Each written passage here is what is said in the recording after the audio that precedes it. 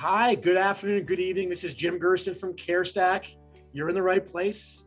Our program is going to start momentarily. Cybersecurity, protecting your practice, your patients, and your personal information. And Tom, if it's okay with you, as you begin your introduction, I'm gonna post our first poll so you kind of know who your audience is tonight. Is that okay? That sounds great. Okay, take it away. The floor is yours. All right, thanks, Jim. Well, talking about cybersecurity, speaking specifically to my background, it's something that I've been very passionate about, and my company has as well.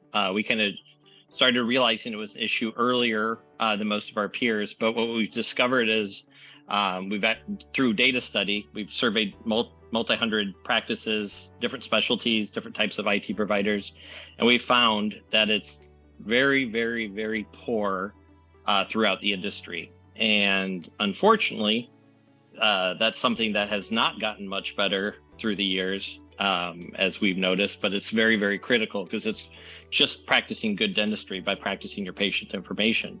But now, as you're seeing, it's kind of fluctuating and becoming a part of your daily life as people are having Facebook accounts compromised, bank accounts compromised. Extremely critical. But to give you a tiny bit of background about myself, I'm the CEO and founder of Medix Dental IT.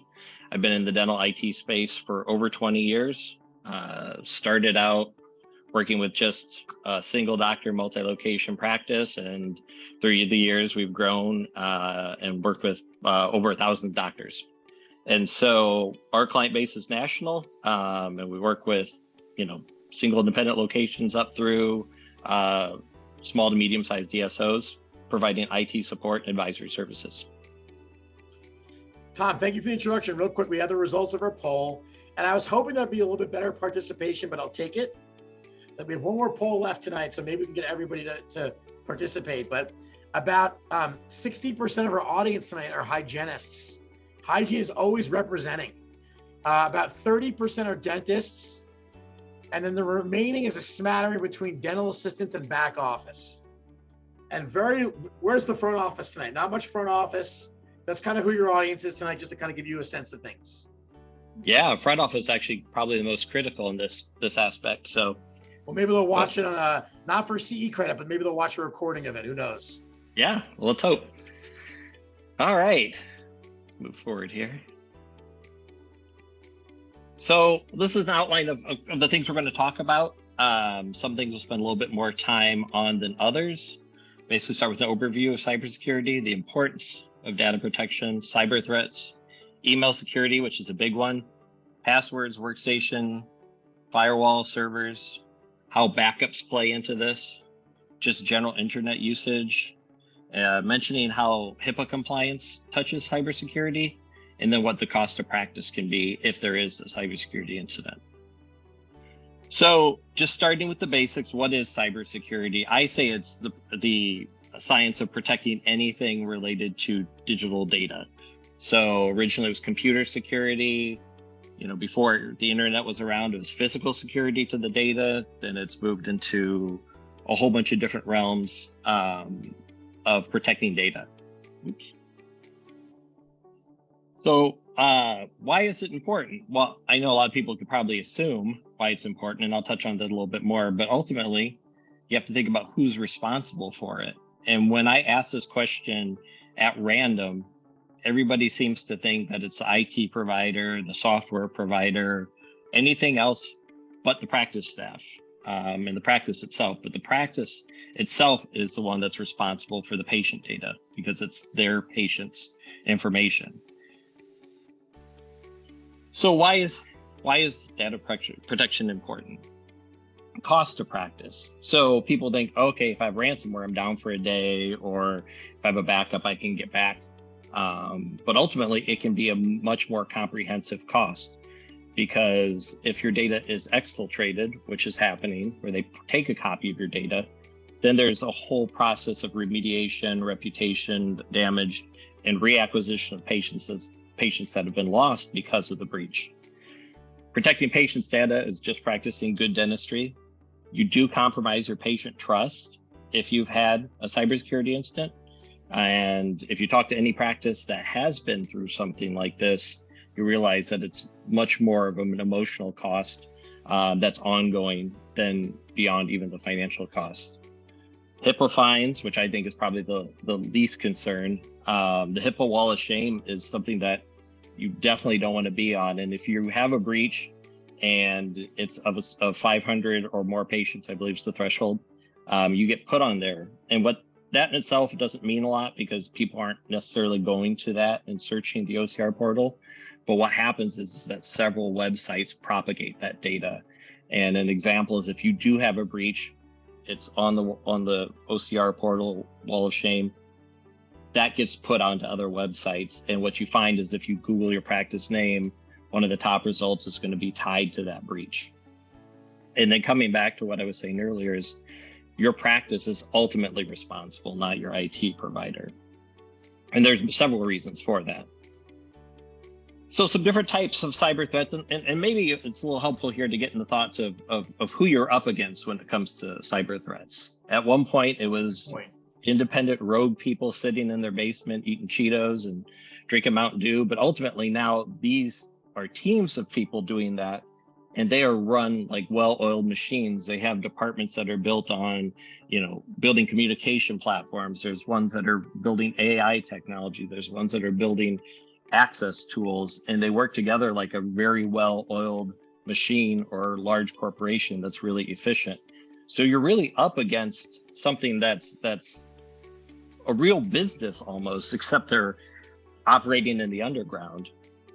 And so phishing is one of the social engineering tools where they try to send a fraudulent message designed to trick you into taking some sort of action, whether it's to reveal information, to click a link that could inadvertently compromise, or to actually provide some sort of access to a software tool through an attachment that they've provided. But what happens is if that's successful, then they're able to gain more access, and then they use that entry level point to try to get deeper access. One thing that I didn't mention in here, what's called vishing, and that's a type where they're using the voice. I'm trying to think, it was 60 Minutes that did an article or like a video on it a few years ago. And what they did was they had somebody sitting there, a woman, who was able to use vishing techniques. She used her voice on the phone to manipulate a customer service rep at a cell phone company to obtain full access to the cell phone of the reporter that was interviewing her. She had sound effects of a baby crying. She was playing to the appeal and the emotion of that customer service representative and got them to lower their bar. And Amazing. that happens. And it happens in practices too. That's kind of the scary thing, where people call in and act as if they're a patient or a family member of a patient to get information. And unfortunately, we've heard some horror stories of that, where a girlfriend of an ex-husband called in to get information about the ex-wife, and really there's just things that you don't want to open yourself up to, and having some processes in place can really simplify that. So malware is basically any type of software, whether it's a virus or a piece of code that does a function, anything that can cause damage or provide access to a computer system. Now, some software causes unintentional harm based on a code flaw. That's not considered malware. But anything that you think of in the back of your mind where you get weird messages or weird pop-ups tend to be a form of malware. Ransomware has been the one that's been the fastest growing, and it's been a very successful business. These companies or pseudo companies have made tons of money with ransomware because there's just a lot of things by nature. They're not coded to look like a malicious program. They actually serve a function of encrypting your data, which there's good encryption and there's bad encryption, but they lock it away.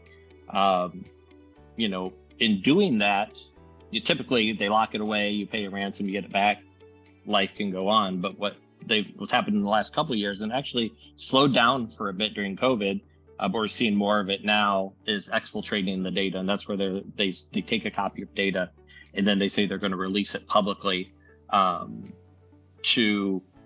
if you don't pay the ransom. And with that, there's obviously the PR aspect of their personal information. And if you have a pedo practice or you have a lot of young patients, nothing's worse than a child's information being exposed at their young age so that it's permanently public domain. Some other threats, which are less common, this one specifically spear phishing, where they specifically target you and your organization. The independent dental practice tends to be a little smaller. They're not as common. It still happens. Spam, some of them will see CEO or doctor phishing scams where you get an email from the doctor or the office manager that looks semi-legit. They've gotten better. Some are still really bad, but it looks like it's from them, but usually it's for a weird request. And it's something that if you applied a little bit of intelligence to, it would be more effective, but there's just a lot of it that's automated. So if you get any sort of weird email, it's almost 100% a spam or a phishing scam through spam. So email security is something I want to spend a little bit more time on the others because it's the biggest vulnerability point. People that work in a practice, whether you're using a cloud-based software or local software, you're using email to a certain extent. And people are moving fast as they use their computer, and something pops up, you click it, you just don't even think. But what we've seen happen on the email side is that's where they open up the exposure. And talking specifically to, if you're on a cloud-based software, you've made a good choice to have your data protected and managed from somewhere else. What a lot of people don't realize is that they still have copies of their old local software on their network. And if that gets exfiltrated, that can be considered a pretty severe breach. So it's something to think about, that just because you're on a cloud software, that some of this stuff doesn't apply to you, but honestly, most of it does. Because there's other data that resides on your practice network, whether it's accounting or sometimes it's x-rays, imaging. They're just different things there. But when talking about email security, there's just different techniques and procedures for protecting your accounts, the content and communication from access. And some of the simple things that we see common missed is multi-factor authentication on email. They just have it sitting, the website's open all day. They don't want to implement that. Super easy to click something wrong and have all your email exposed. But email is what's used as kind of a vector point for the spread of malware, spam, where somebody takes and grabs your whole email address book, exports it, and starts sending messages on behalf of you. But they've also done it as phishing attacks because you have an email address of trust. So if it's coming from your dentist's office or your orthodontist's office, it's something that can be leveraged, or because you're looking at it and you have a little bit of trust, you're going to click the link more likely than if it's from some random person you don't know. So some red flags on the two side. I was CC'd on an email to one or more people, but I don't personally know the other people on it that it was sent to. Typically not something that you want to read because it was something that's happened automatically through someone else. I received an email that was also sent to an unusual mix of people. For instance, it might be sent to a random group of people whose organizations start with the same letter, or a whole list of unrelated addresses. If there's something that just doesn't feel right in the addresses, it's something where I definitely wouldn't open an attachment and I would just delete it immediately. On the from side, there's several components there, and I'm going to move my screen there. All right. Oops. I don't recognize the sender's address from someone I normally communicate with. Definitely something you don't want to open. The email is from someone outside of my organization. It's not related to work. The email was sent from inside the organization, but is very out of character. The sender's address looks like it's something else, but if you really look into it, it seems suspicious. A misspelled Microsoft, or even similar to one of the big vendors. I mean, the big dental vendors have had some, these weren't what I consider breaches, but they've had somebody try to copy their domains and leverage that as a point into practices. If it comes from someone that you don't know personally, and it includes an attachment, pretty much any attachment is something that you would only open if it's from somebody you know, it's something you were expecting, and it's clear what it is. If that's not the case, then there's just a lot of risk on the attachment side because you can really open yourself to exposure. If you get an email address from a business that you have no relationship with, or there's an unexpected, unusual email with a hyperlink, you definitely don't want to click on those. So my thing is, if there's any doubt, don't open, and don't click. You're not going to miss the world-changing email from somebody you don't know, especially in the course of business. But this applies personally as well. And what people don't realize is whether you're on an iPhone or an Android phone, they have the ability to infect your devices as well through email. So one of the things is if you have a hyperlink and it seems legitimate, it's from somebody you know, you can always double check by hovering your mouse over the hyperlink and it'll give you the true address. Now, if you're using Microsoft 365, it will say that it's, they disguise the links a little bit and it'll say, scam protection. I can't remember exactly what it was. But if it's something that seems totally different, like if you get something from Delta Dental and you hover over the link and it's like, treasury.argue/ things that don't make any sense to Delta Dental, you definitely want to stay away from that. Or if you just get an email with a hyperlink and that's something you want to completely avoid, or if it's missing characters, they're very sneaky with the domain names and the links, so they try to replicate the actual names through different characters or the same characters but missing a couple of key ones. This is a password video and I'll spare everybody, but it just goes to show we like those kinds of things, man. You can, but the problem is you might not have your audio connected. Yeah, I don't think I have the audio connected. It's kind of worth it. Let's see if I can throw that on there real quick. You know what you got to do, Tom, if you reshare your screen before you share it.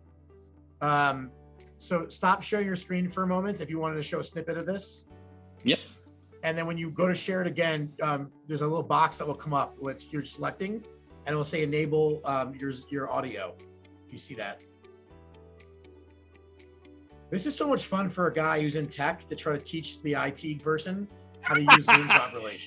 Yeah, Zoom is not my native. Oops. No, don't worry about it. If we can't get it going, it's don't worry about it. Yeah.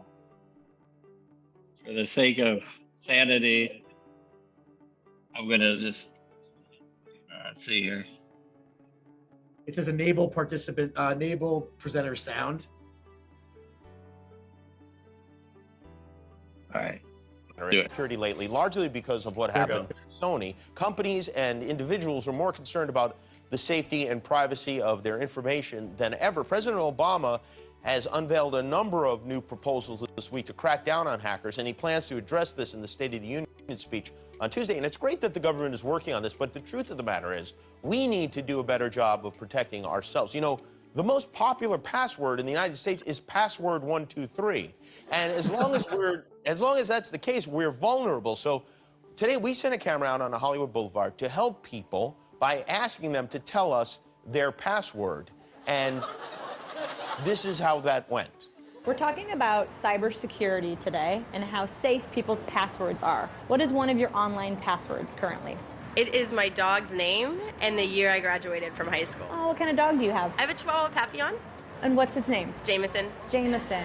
And where'd you go to school? I went to school back in Greensburg, Pennsylvania. What school? Hempfield Area Senior High School. Oh, when did you graduate? In 2009.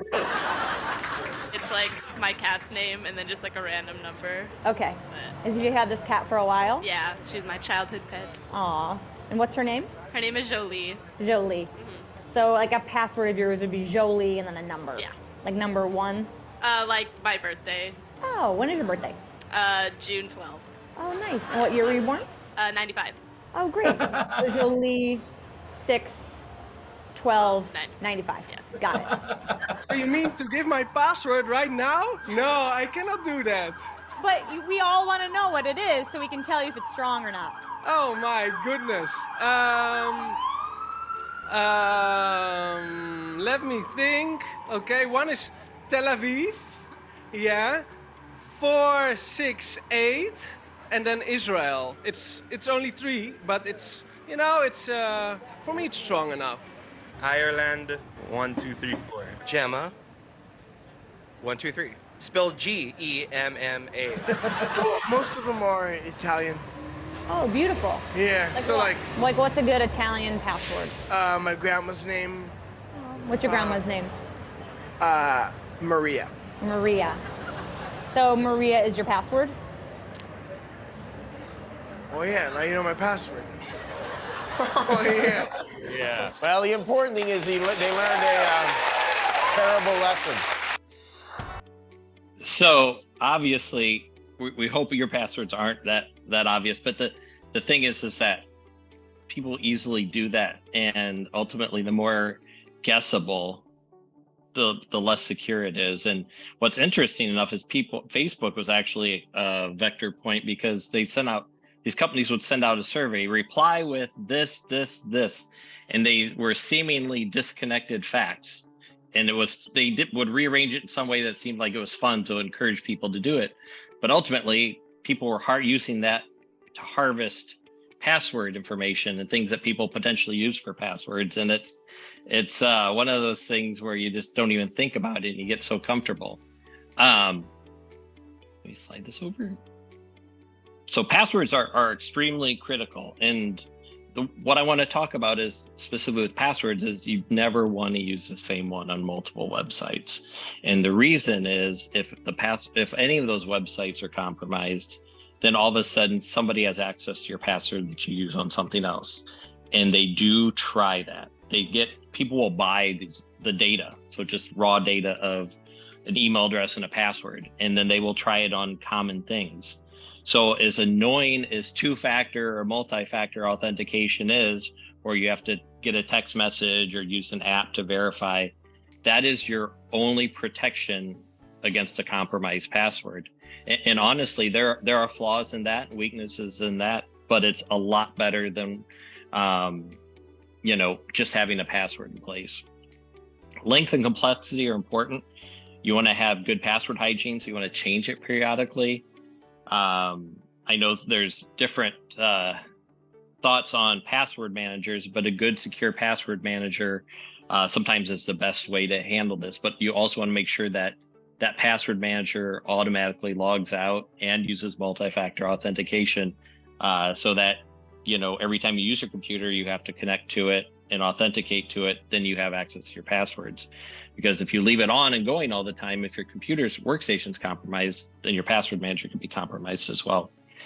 Definitely want to use different passwords for different sites, and always log out of your accounts. If you are done with a website, whether it's insurance, whether it's Facebook, whether it's Instagram, you always want to log out of your accounts, including phones too, which I know people will cringe at that idea of logging back in and out.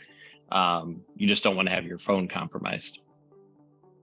So speaking specific to workstations, these are a vulnerability point because they're used frequently. Somebody's on them all the time. Especially working remote and traveling, you want to make sure you have a good internet source. Make sure you trust your internet source, because sometimes at airports or different public places, people will spin up rogue APs, which will basically be an access point to the internet with no password. So you think I'm on the internet, but what they're doing is logging all the traffic that's on there. Using a secure website helps a little bit, but it's still relatively weak. The people that are really, really protective of their data won't use something unless they trust it, or they'll use a VPN on top of any public internet connection. And you never know if there's anybody physically overlooking your shoulder, similar to using an ATM where somebody can watch you do a PIN. If you're typing in your password and you do it kind of slowly and somebody's watching it, it's just something you want to pay attention to. If you walk away from a workstation, you definitely want to lock it. If you have a computer that has valuable information, whether it's patient information, personal information, things you just don't want the world to see, you want to make sure that you destroy those devices properly. And if it is something that gets stolen that has that information, you need to notify management. An example is a dental practice that we supported. We charged $25 to destroy a workstation. The doctor, one of the staff members' husband worked for the hospital in IT, and the doctor, he volunteered to destroy the data for the doctor at no charge. So the doctor's like, okay, I'm saving some money.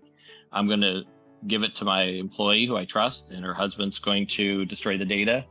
What happened is he didn't destroy the data, he mined the data and found HR information, pay information, all kinds of things within the office that shouldn't be known by staff members. Nobody was thinking. And he called us. He's like, what do I do? And I'm like, there's nothing we can help with. Basically the data got in the wrong hands. And I believe there was the fallout of that was that staff member was fired, but there was so much blowback that there was culture poison, and some people left because they found out others were making more, and it was just an absolute nightmare for that doctor, just because the data got in the wrong hands. And ultimately that's the same thing as taking a computer, like let's say it's your computer, your office manager's computer, and sitting it in the basement and forgetting it's down there. Somebody can grab it, plug it in, somebody can walk out the door with it. So there's really incentive to properly destroy workstations and the hard drives within them, or the solid state drives, at the end of their useful life, because you just don't want the data getting in the wrong hands. And what we suggest is never storing any sort of risky data on a workstation, whether it's patient data or personal data, just because it's more common for workstation to be stolen than a server. If you're running a local PMS, you want to push all your data out there. If you're using cloud, put as much of it within the cloud as possible, just to take that off of the risk pile from your practice. And I want to speak specifically to a firewall. A lot of practices assume they have a firewall, but don't have a firewall. They have just basic routers that come with their internet connection.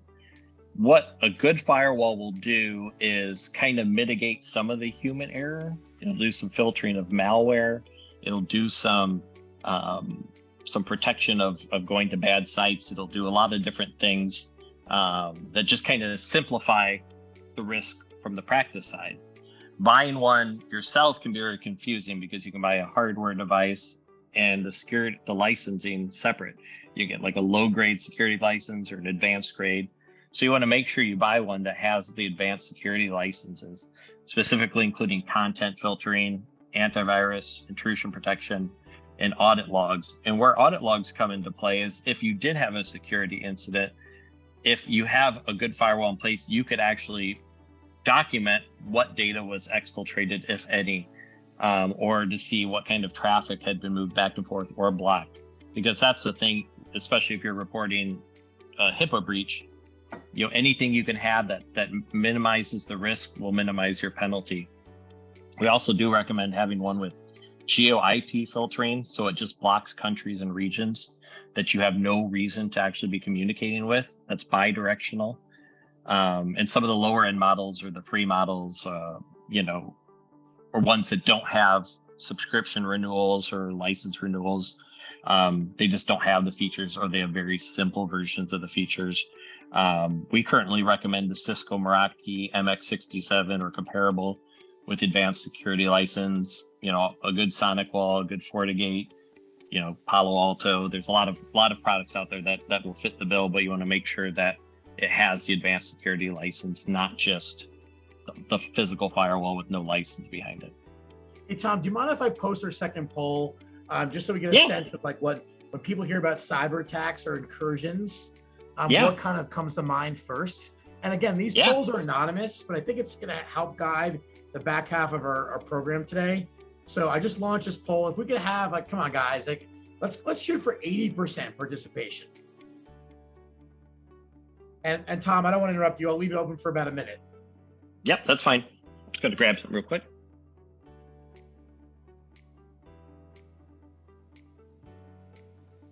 Great. Thank you guys for the input here. We're very helpful. You're just kind of directing us a little bit in where we focus some additional time and emphasis. All right, we'll let it go, Tom. You can talk. We'll keep this in the background for like another 30 seconds or so. Sounds good. So just a couple more things on the configuration side of a firewall, and why a firewall is so important is it's your first line of defense between the internet and your practice. So you want to limit external access, block unnecessary ports that are open, block all website traffic that's not necessary to practice function. And we're not trying to be the morality police here and blocking porn and gambling, but those sites tend to be where a lot of malware and security issues reside. And so it just doesn't make sense to put the practice at risk, especially when you know the flip side of how negative it can be. Make sure that all the software subscriptions are active and automatically updated. And if you do have remote user access, You want to make sure that's documented. An example of where that can become an issue is if you switch a vendor, whether it's an accounting vendor, an outsourced HR or RCM, and you discontinue the relationship, and then at some point they get compromised and they still have that access to your practice. You want to make sure you cut that off when that relationship ends. But then also periodically have your IT person or somebody within the practice review those audit logs to make sure there's nothing amiss or there's not odd traffic. So Tom, the response to the audience, great participation. Thank you guys. It's kind of a two-horse race between malware and phishing attempts are what really come to people's forefront of their mind, with ransomware kind of a distant third. Yep. No, that's not surprising. Phishing can be used to inject malware, but also just to collect information.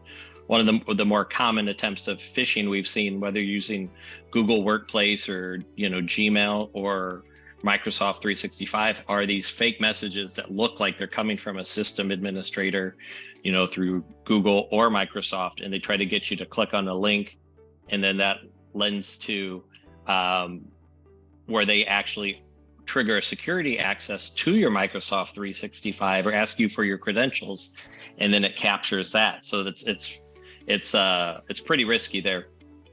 Tom, we had a couple people raise their hands. Guys, It's very challenging to unmute your line. So what I'd ask you to do is go ahead and pose it as a question in the Q&A feature, and we'll have like 10 minutes of Q&A. Sorry about that, Tom. I just want to put that out there. Nope.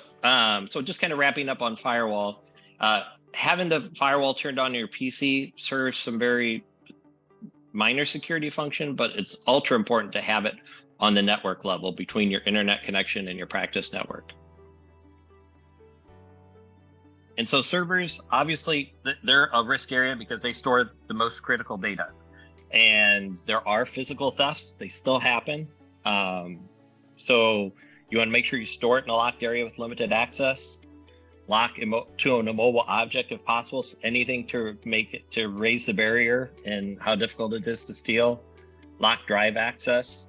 Now, the one thing I do want to mention, though, from the HIPAA side, if what's considered a breach, if they physically steal your server and you have the data encrypted on the server, that's not considered a breach. It's not a reportable incident.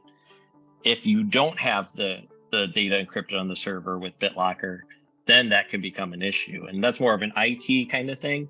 But it's one of those things that we still see amiss with a lot of IT vendors. They're not taking the step of using the free software that Microsoft provides to encrypt the data on the server drives. You want to limit admin access. So what that means is don't give the whole office a password that gives full access to the server. That's taking too much of a risk. But you also don't want it to just be one person, because we've taken over IT services for practices that have had one person IT who only knew those passwords. And when that IT person passed away, which unfortunately happened a few times during COVID, nobody had any records or access to anything. And they had the practices that spend money rebuilding or retrieving data that was inaccessible. And it's just a risk you don't need to take.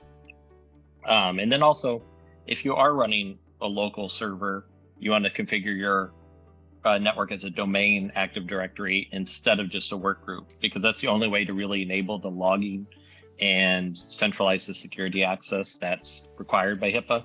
But it's also just good security hygiene. And I know we're moving along time-wise here. So on the server side, you want to make sure you have proper drive and power redundancy. One of the things people don't think about is, if you just have one hard drive in your server and it fails, what happens? You still have the ability, if you're backing up, to restore, but it takes you down and you've lost production. Same on the power side. If you have a server with just one power supply and that goes down, you have to wait to get the part, replace it to get back up and running. But like I mentioned with the firewall, make sure you're documenting remote access, turn on the user logging access, and then make sure that it's being updated regularly and somebody's monitoring to make sure it's being done. I can't tell you how many times we come into a practice that wants us to start taking over IT and it hasn't been updated in a year and a half. And they said, well, we have auto updates turned on. Auto updates don't always just keep going. Sometimes there's something that you have to answer, or you have to do a manual update before it continues the automatic updates. And where the risk is because Microsoft's always finding issues with the stuff that they've built and put out that are security risks. And I've seen some really bad ones. So it's just something that's free and simple that everybody should be making sure it's being done. So how do backups play into cybersecurity? Well, they are your other line of defense should something catastrophic happen, should you get malware or virus or have ransomware where the data is not exfiltrated.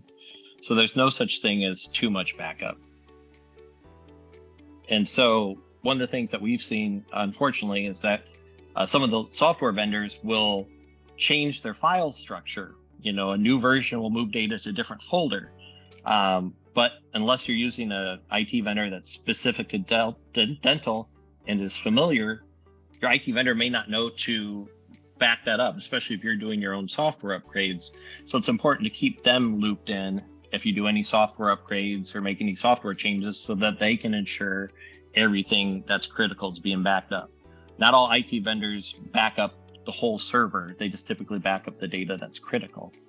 And you, as the practice steward, data steward, whether you're the owner or office manager, you want to understand, what your backup structure is, how fast you can be up and running if you do have a failure.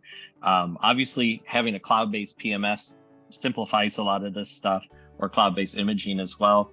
But these are some things to keep in mind. But the other aspect is, if you have your accounting, QuickBooks, if you have other software that's on there that's critical to operations, they all need to be as part of your backup strategy. I'll touch lightly. A lot of practices that don't want to have an ongoing expense will go with a local backup. There's usually no recurring expense. You get quick restore. The downside is there's human error. Sometimes if you're not monitoring it and the drive fails, you're just thinking you're backing up, but it's not actually happening. And you need to regularly test restore because you're just backing up to a physical device and you don't know if the data is actually being backed up. So the other part, as I mentioned earlier, was you want to make sure BitLocker is enabled. That's Microsoft's free encryption on those drives. Because if that drive gets lost or stolen and it's not encrypted, then you have to report a HIPAA breach of the whole patient database size, which is not something you want to go through. Offsite backup is very nice because you're basically putting secure copies of the data to other data centers. So you have an enhanced redundancy behind it. There's a reduced margin of human error.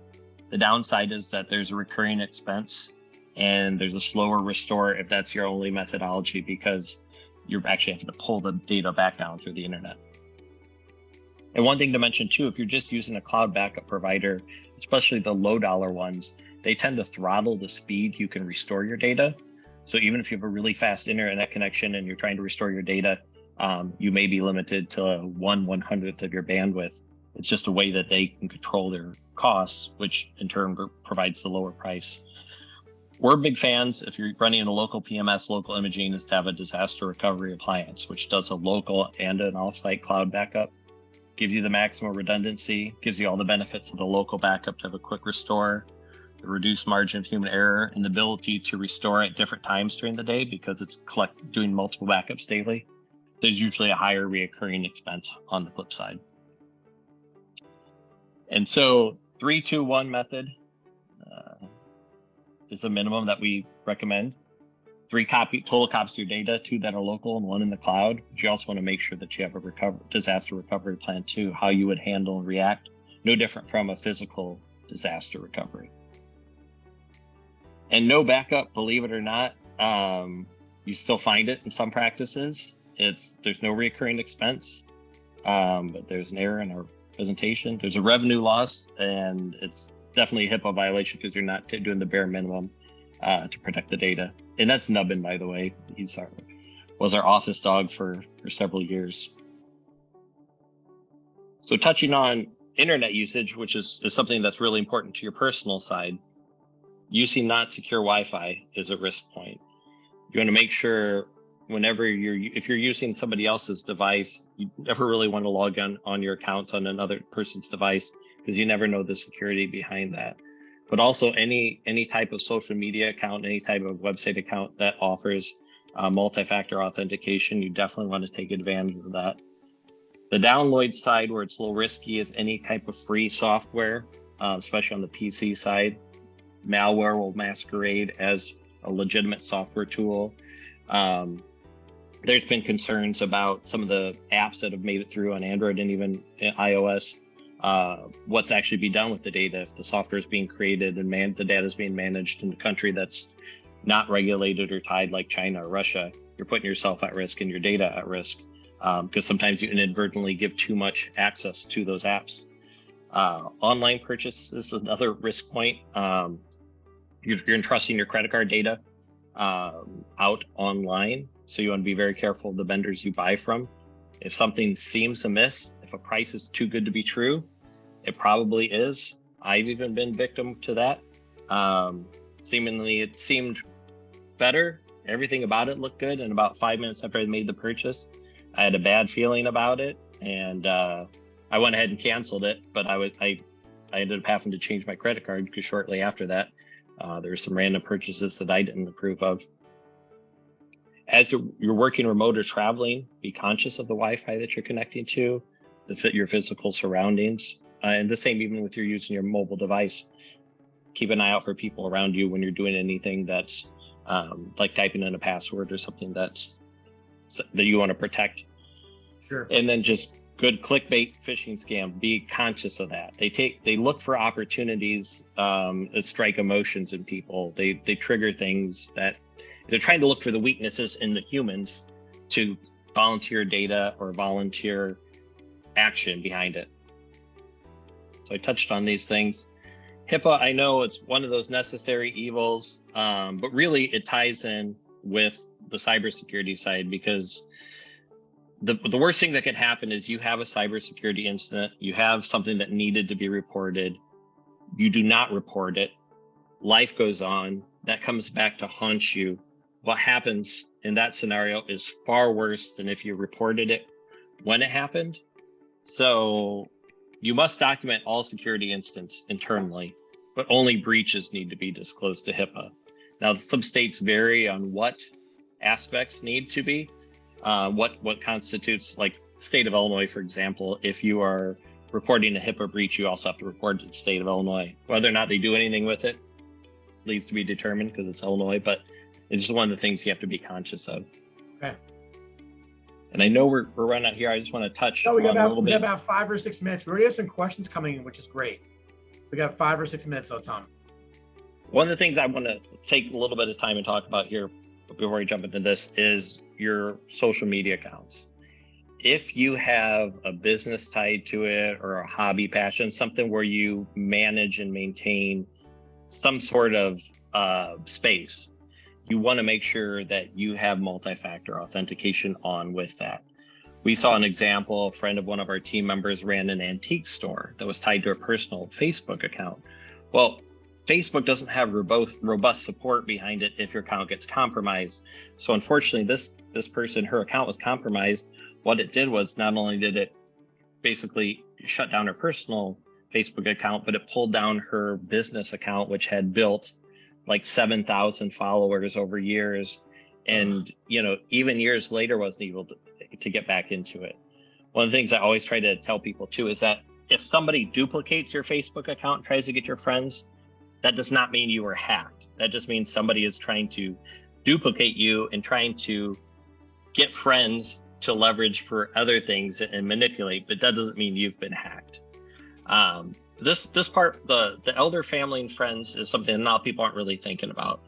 As older family members do get phones, their aptitude is not what a younger person's is generally. You have to be very, very conscious from them with that. Similar to what criminals do by manipulating with phone scams and mail scams, they're doing it now on the cellular devices or the computers, because if you have your cookies enabled, they're able to kind of follow browsing patterns and determine your age, kind of the stuff you're interested in.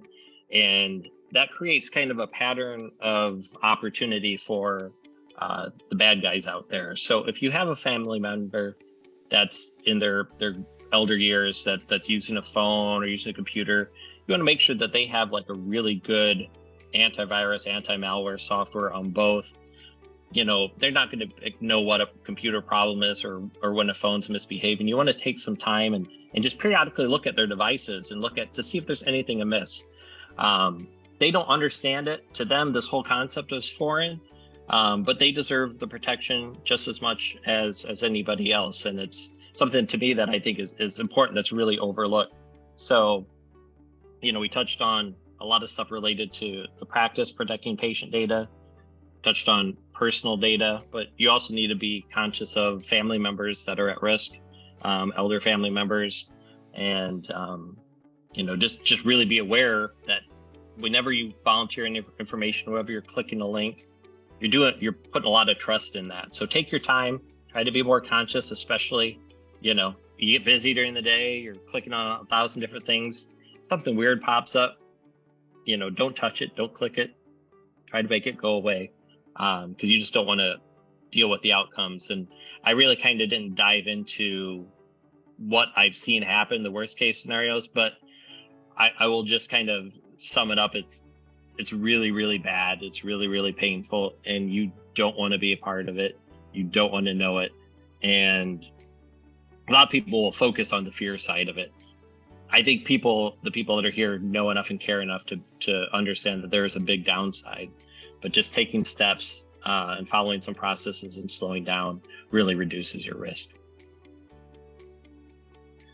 So I want to thank everybody for attending. My email's on there, Tom@Medix Dental. If you have any questions that don't get answered here, you think of something down the road, don't hesitate to just shoot me an email, say, CareStack, cybersecurity question. I'll answer all of them if I can. If it's not something I know, then I will try to get an answer for you. For me, it's just important that the industry and people involved are more conscious of their security of their data, and anything I can do to help with that, I'm happy to do so.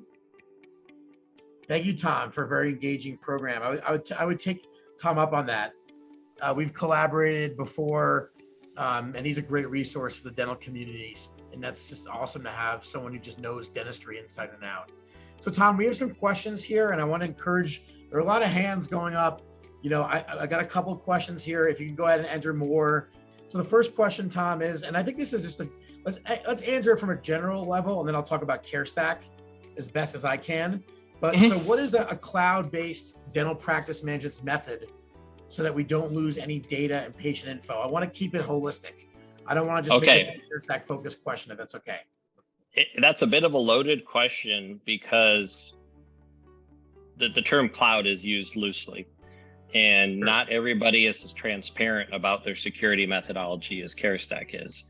So I can't honestly guarantee that it is always better, because there have been cloud software in the healthcare space that's been compromised. But if it's a priority of an organization like it is, I believe it is with CareStack, they'll be transparent about what they do differently. In theory, you are basically having your data distributed and no single point of failure. So you're protecting it from that standpoint. But there's also the physical security investment and the compliance behind it that is much more sophisticated than what a local dental practice will do, or what the local software vendors have in place. That's typically what makes it more secure, but at the same time, there's still a lot of pieces that some of the other vendors aren't super transparent about. So I think if you are considering looking at moving to a cloud-based software, is ask those questions, ask them specifically, because I can't speak to what each vendor does. I've tried to ask, though, just so you know. No, I think it's important. And I'm happy for any CareStack clients who want to email me or get in touch with, some of our propeller heads, as I call them. No offense, Tom. I'm happy to make those introductions. I don't think you're actually not a propeller head. Those are more the engineering guys. Oh, you don't know. You don't know what I'm like off camera. Okay. So what I would tell you is our technology partners is Microsoft Azure, and CareStack is hosted in their HIPAA compliant healthcare cloud, which is also what we're using, the same tech partner that the National 911 registries use. CareStack's data is encrypted in transit and at rest. So I know I'm throwing a lot of terms out there. Happy to have more detailed discussion with you in specific. This is coming from Stephanie in our audience, or I can connect you to some people that are a little bit more tech astute than I am. But I think Tom did a good job of speaking to that.